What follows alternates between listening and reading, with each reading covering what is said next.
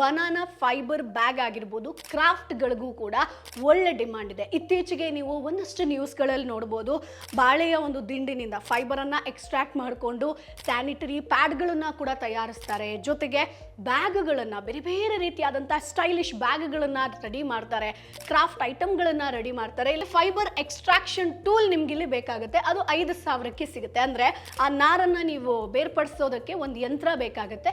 So ಇದು 5,000ಕ್ಕೆ. ಜೊತೆಗೆ drying trace ಆಗಿರ್ಬೋದು, ಜೊತೆಗೆ ಈಗ ಬ್ಯಾಗ್ಗಳನ್ನ ಮಾಡ್ತೀರಿ ಅಂತಂದ್ರೆ ಸ್ಟಿಚಿಂಗ್ ಒಂದಷ್ಟು ಮೆಟೀರಿಯಲ್ಸ್ಗಳು ಬೇಕಾಗುತ್ತೆ.